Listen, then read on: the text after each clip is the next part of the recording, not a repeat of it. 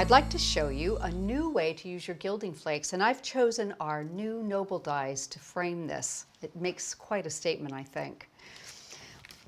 The two dies that we'll be using in today's card are the classic Adorned squares and the Ornate pierced squares. These are both in the new Noble range. They're beautiful, elegant, and a little bit larger, so make some beautiful frame cards for you. The sentiment set comes from the Delightful Sentiments, which is a clear stamp set from Creative Expressions. So first off, I'll show you how to cut your frame, because this is the way I think it works easiest, is if you lay your dies out onto your card, face into them, and tape them into place, and I'm going to be doing some embossing first before I cut. I just think that this makes it so much easier. So I've popped that into place. I'm going to put my base plate on top and run it through and give it a quick emboss.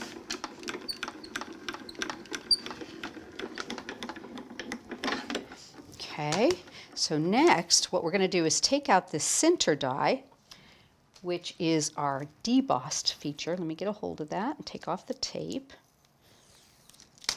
There we go. And just take that out of the way, and you can see that beautiful deboss that's already showing up. Put that back, and we will switch this over onto our cutting plate. There. And pop our base plate back on top of that. Okay. If you cut first, sometimes it'll actually pop out of the die, and it makes it very difficult to reseat it with two loose dies. So by embossing it first, you've taken that away. You don't have that problem. So take this out. Don't forget to put them back onto your magnetic sheets. And let me get underneath that. There we go. And you can see that beautiful frame. Isn't that pretty? Look at that deboss feature. I just love that. Now I've gone ahead and put a little bit of mounting foam on one that we'll use for our card. So I'll set that aside for the moment. Now the next step is creating the background for this card. So what we're going to do is, I've used the center of the Ornate pierced frame here and just cut the insert out, okay?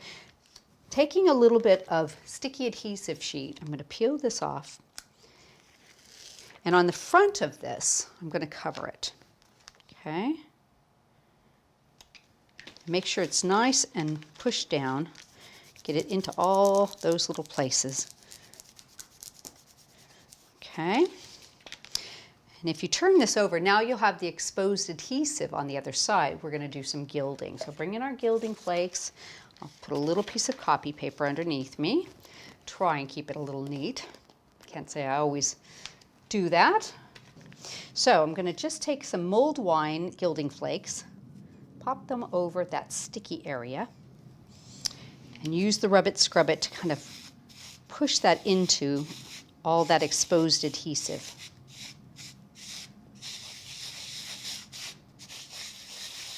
Remember, I'm working from the back of the die here.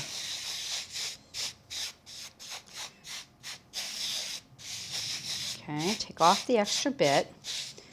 And this rub it, scrub it does that just beautifully. Okay, tap that off. Let's pop that back into our container. Okay, we'll move it aside.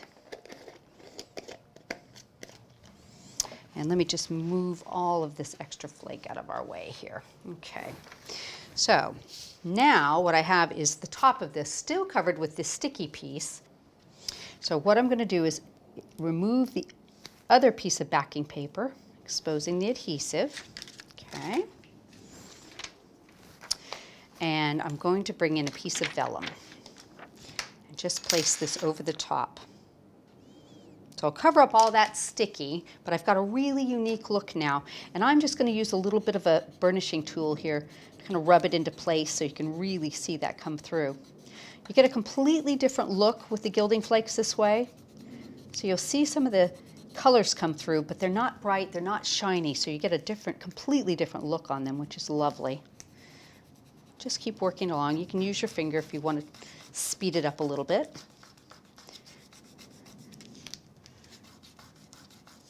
And then bring that in, and that will really bring that up and out. Take you a little tiny bit longer, but I think it's worth the effort. Pop some of the color out there. But you can do this a little bit better when you're making your own cards. I'll just do a really quick job there. But you can see how that gives it a completely different look. You don't have that shine from the gilding flakes, but you have a really interesting background. So next, what I'm going to do is put our frame over that. So we'll peel the backing off of the mountain foam. There we go. Pop that over it, and let me lean over just a little bit, try and get it as straight as I can. That looks pretty good. And we'll trim away the extra bit. So you don't have to worry about how big a piece you start with.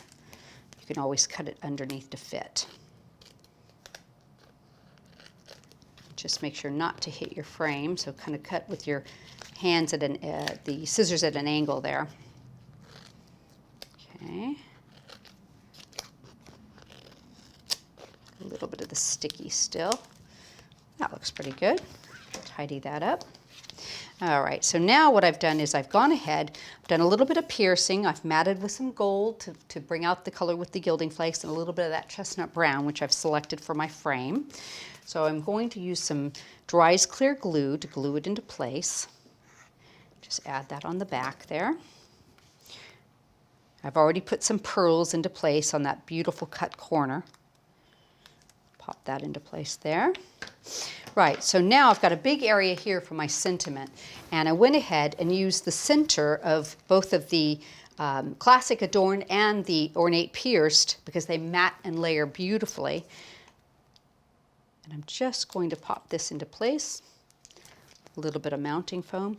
Now personally, I think this would be an absolutely fabulous card for the males in our life.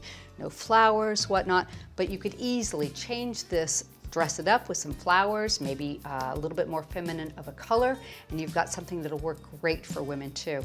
So love the way this comes out, and you have a completely different look on your gilding flakes.